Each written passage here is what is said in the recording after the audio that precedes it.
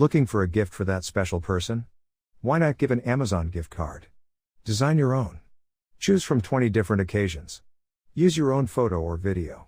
Send by email or text message. Click the link in the description below to get started. Today's episode is called The Feminine Mistake. Bobbie Jo writes an article about Dr. Craig that incorrectly portrays her as a snob, causing an uproar in the valley, and a remorseful Bobbie Jo to consider leaving town. Later, Bobbie Jo decides to stay, stating, "I'm the only one left to give that woman's touch to the Shady Rest." Original airdate, December 28, 1968.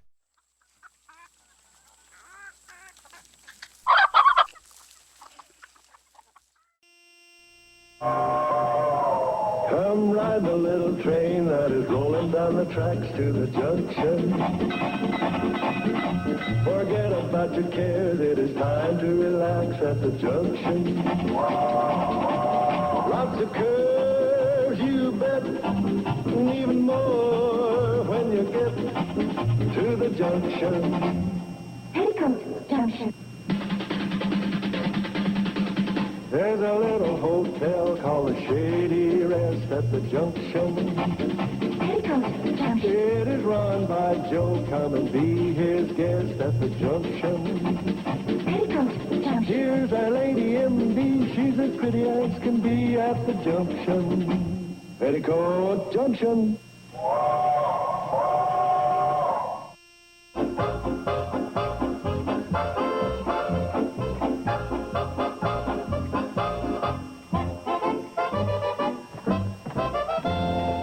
Joe?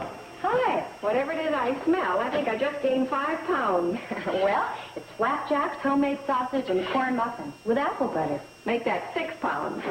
Where's Uncle Joe? Don't worry. He'll be here.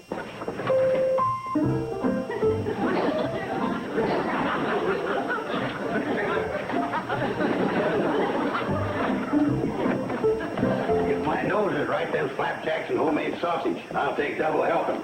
It is, and you will not, you Weight Watchers dropout. I don't have to watch what I eat anymore. Pedaling around the countryside on that old bike burns off food faster than I can stack it in with a shovel. I thought your whole reason for buying the boat was so you could take the outboard motor and put it on the bike. It is, so what?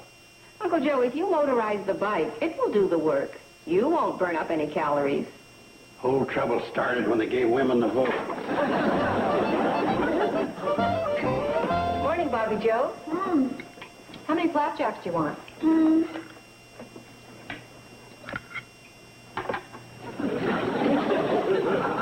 Uncle Joe. Well, I know Bobbie Jo's ums better than you. She said 1, not 3. What's the point in wasting them? What are you reading? The most incredible new book. Do you know what's happening to most of the women in this country? Yeah, they're getting too smart for their own good. They're spending their lives just being women. It's all here and it's fantastic. Written by a man, no doubt, right? Wrong. The Feminine Mistake was written by a brilliant, enlightened female human being. Enlightened. I'll bet she flunked pot roast. Don't you want this? Your prejudice, Uncle Joe, is what this book is all about. You are denying me my humanity. Not to mention your flapjack. I've decided not to join that pathetic female brigade who waste all their time on old, worn-out excuses like husbands, babies, and homemaking just to get out of becoming a real person. Well, excuse me. I have to go look in on Mrs. Huxley. Poor Mrs. Huxley. A wonderful husband. 4 fat, healthy, beautiful babies in 7 years. If she only knew how she was wasting her time. Listen, do you think it would strain your humanity too much to clear off the table for me? I've got to start packing for my tour. You're lucky, Billy. You know who you are. Oh, I sure do. A struggling singer who's rapidly becoming an old maid. Here. I admire Billy. She didn't fall into this drip-dry trap of artificial domesticity. That sounds pretty fancy. If you're not keeping house, just what are you supposed to be doing? Working, building a career, actualizing my full potential. Suppose your full potential is just keeping house. That would be too pathetic for even words. It all sounds pathetic.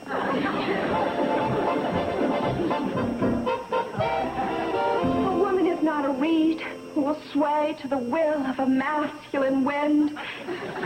She must be a strong tree with her own roots.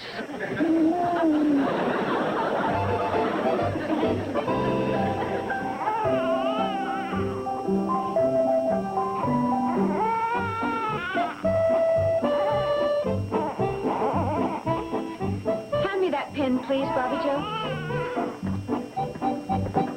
There, sugar. Mama's here. That's what the book says. You probably hear too much.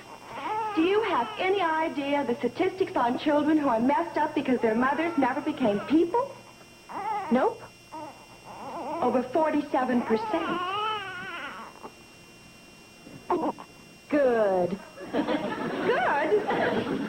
Well, she got up the bubble. That's why she was fussing.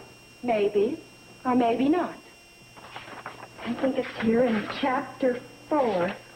Oh, here it is. Maybe she senses your resentment. Resentment? No, it's not sterile. Oh, there's another one on the counter. Would you get it for me, please? We're way behind schedule. What you need is emancipation. Or another pair of hands. Oh, yikes! I'm already 20 minutes late with your bath, and I haven't even folded your diapers yet. Is it warm enough? Oh, I don't know. Well, try it, will you? How? Oh, shake a little on your wrist. There, it's coming. Nothing's coming out. Well, do it harder. Well, nothing's happening. Well, loosen the top.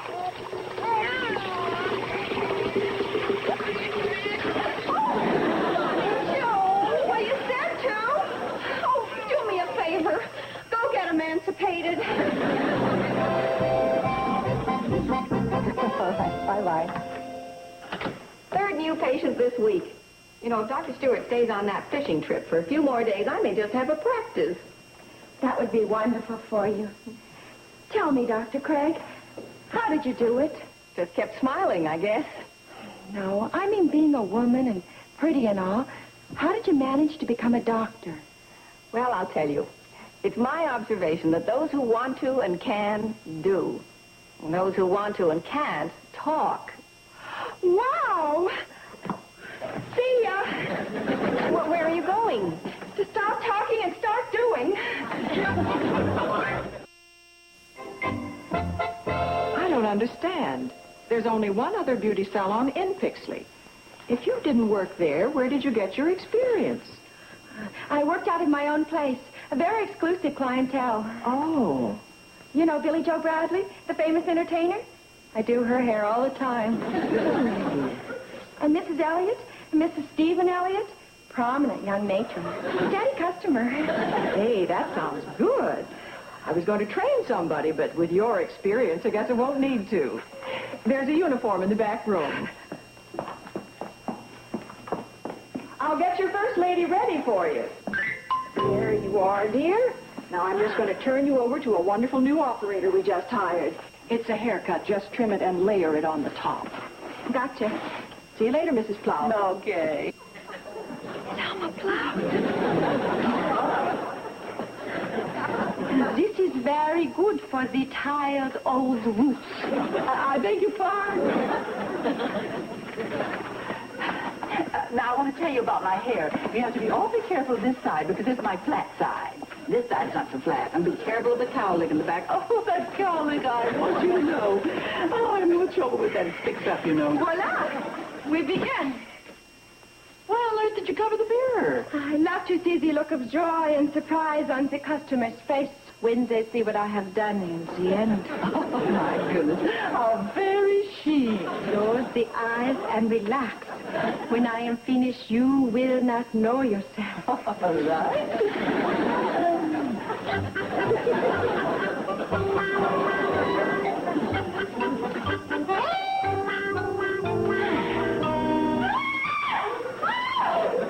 What's going on here? Oh, my beautiful hair just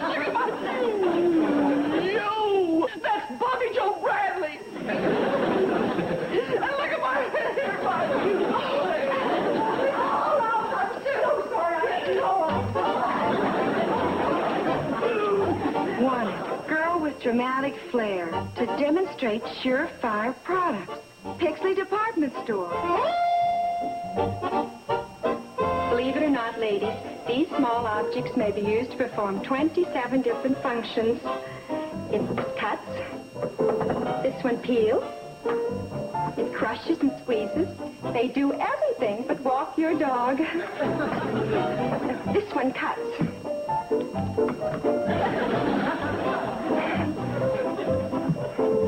This one crushes and squeezes.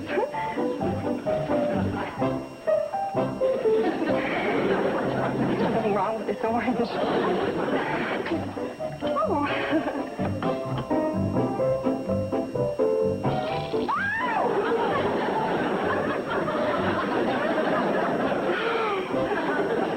Hi there, Mrs. Clout. Good morning, Uncle Joe.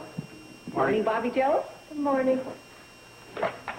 How's the identity crisis coming? Getting worse. Well, what happened? Well, if who I am as a human being depends on what I do for a living, and it turns out that there's nothing I can do for a living, then that must mean I'm not anybody. Did you get any of that? As a doctor who used to be a girl, I certainly did. Bobbie Jo, didn't you say something once about writing? Not any good at that either. I'll bet you could write a better coverage than Sam Drucker. Just plain sloppy journalism, that's all it is. Well, what did he say? It's what he didn't say. In reporting our lodge meeting the other night, the International Order of Camels, he didn't even mention the highlight of the evening. What was that? The fact that I had scaled the third pyramid and had been promoted from 1.5 hump camel to a full-fledged 2 hump camel. Uncle Joe, do you think he might... Jealous of me. He always has been. Might what? hire me as a reporter? Hire you? Well, if you'll work for potatoes and apples, day-old bread. It's not the money that counts. It's proving myself. It's writing that great story. What great story? That great story. That's sitting right here in our dining room. The story of Janet Craig, M.D. Just picture the headline, Mr. Ducker. The story of Janet Craig, M.D. A Hooterville World Guardian exclusive. As told to Bobbie Jo Bradley. Well, how does it sound? Like the headline would take up the whole front page. Do you like the idea? Well, maybe. Maybe. Mr. Drucker is sensational. It'll sell 1 million copies. Well, I wouldn't want that, Bobbie Jo. Why not? Because I only print 250. Time to expand. Enlarge your staff. Grow with the valley. Well, what do you say? $25, not a penny more. My salary for the story?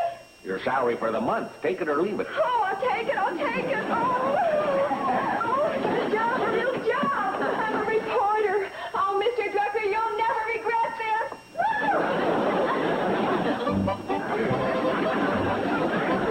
And so you decided against the mundane boredom of an ordinary marriage in favor of a stimulating, challenging career. Well, not exactly. It was a matter of first things first. Right.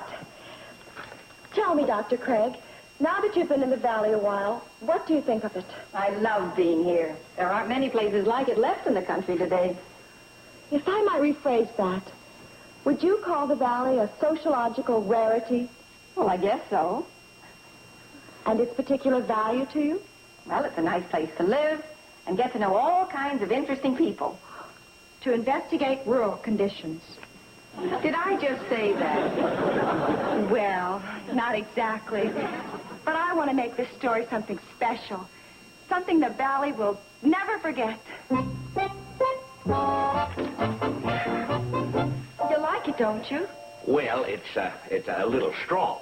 Did Janet or Dr. Craig really say all this? Well, practically.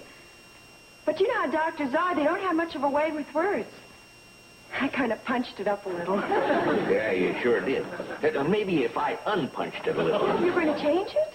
Well, I'm a little worried over the reaction of folks in the valley. You see, this makes it sound like Doc is talking down to them. Oh, but you're missing the whole point. It's an in-depth interview. The finest one I've ever done. It's the only one you've ever done. Well, that's why you can't change it.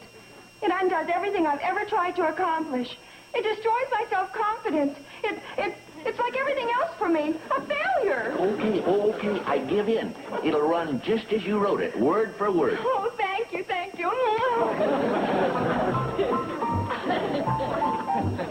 Wonder if Horace Greeley had these problems.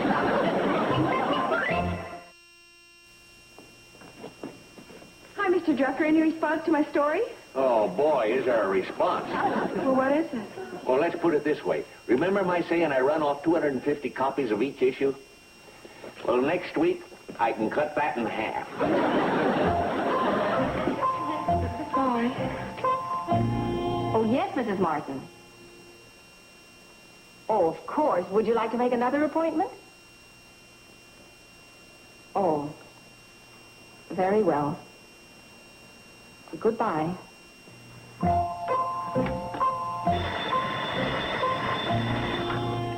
Dr. Craig speaking. Oh, hello, Selma. How... You're canceling, too. Yes. We've decided that Henrietta's allergy can be treated in Pixley. That is until our own doctor gets back. Well, that's your privilege, of course, but would you mind telling me why? Well, first of all, Dr. Craig, around here we think of ourselves as ordinary people, just like anyone else. Oh, Selma, I didn't say any of those things in Bobbie Jo's story. And I'll tell you something else. As women, we set great store in doing the simple things as our mothers did before us. And if anyone thinks that we're quaintly out of step with the times, then she's out of step and should do her dancing somewhere else. And when you go, take Bobbie Jo Bradley with you.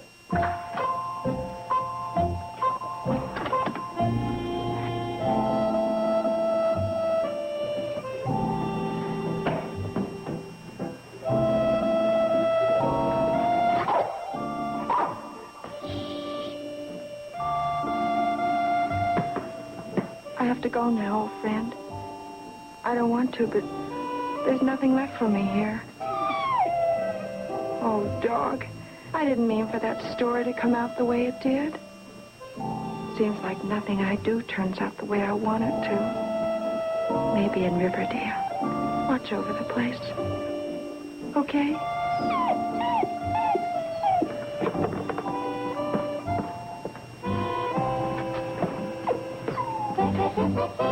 Bobbie Jo! Wait a minute. My mind's made up, Dr. Craig. Don't try to stop me. I'm not. I'm going too.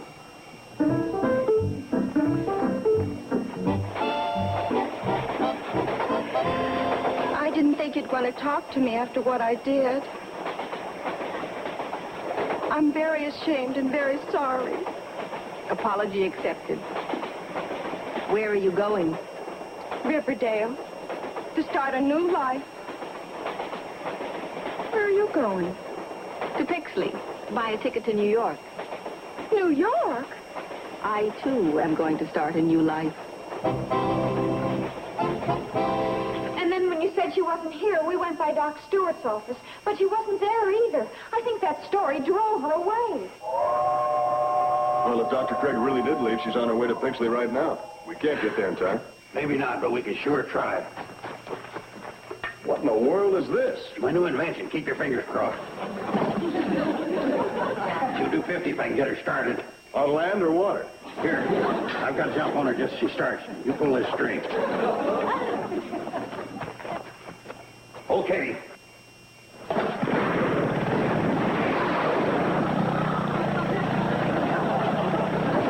She worked. Did you see that? She worked. Well, anyway, you did work.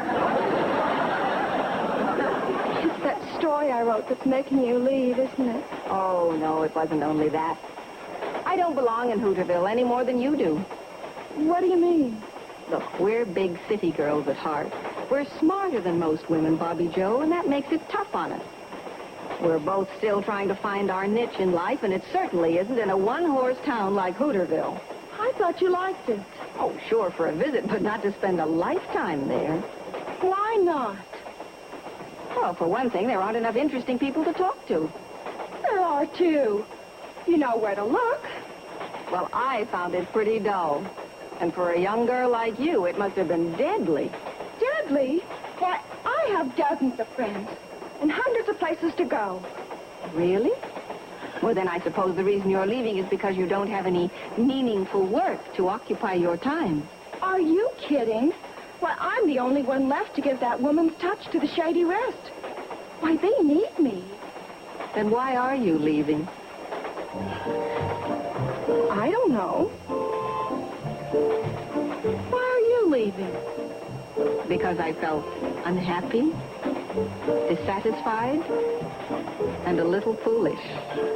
Dr. Craig, don't you know that when you're running away, you can leave everything behind you but yourself?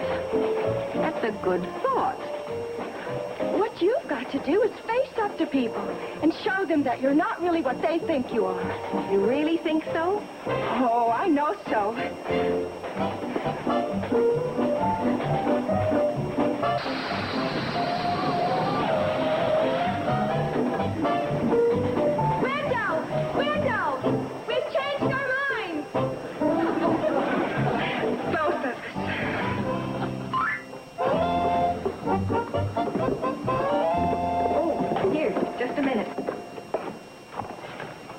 There's no point in letting them know both of us were so silly. Hi. We heard the cannonball coming back. Oh, we're so glad you changed your mind. Well, you can thank Bobbie Jo for that. She's a very persuasive young lady. Bobby, you talked her into coming back? Oh, well, She certainly did. Well, for gosh sakes, why don't we all go up to the hotel and have a homecoming party? Well, honey, take Janet's gun. Sure, I'll take it. Thank you. You, Joe? Yeah. Well, I was so glad to see the doc back, I guess I forgot myself. Besides, a little work never hurt nobody. Oh, I gotta write this down in my diary. Come on, you two. Uncle Joe, about that suitcase, Oh, don't worry, Doc. I'll see that it gets to Bobbie Jo's room. you knew all along. Well, BJB don't stand for Janet Craig. Besides, you're a doctor. And? You wouldn't leave without your medical bag. Amazing, Mr. Holmes. Shall we? Say, what I just said about being glad you're back, that still goes. Oh, thank you, Joe. Your engagement was a success then, Billy Joe? Yes. But you know, it's funny. I'm always happy to be back home. Naturally. Running around from town to town like that can upset a person's appetite. Good morning. Good morning. Hi. What in the world is that? What's what? That? Oh, you mean this? Well, I think I finally found the real me. No kidding. Again? Do you know where women are making their greatest strides today? In science. And you're going to be an astronomer. Can you think of anything more thrilling? Exploring the universe, unlocking age-old secrets of the heavens. Maybe even discovering a comet. Well, it certainly sounds fascinating. When is all this going to happen? Starting tonight, I'm going up to Mount Wendy. That is, if Jeff's free to go along with me. Oh, is your boyfriend studying it too? No. Well, then what do you need him for? Well, golly, what if I get all the way up there and I find out I don't like astronomy?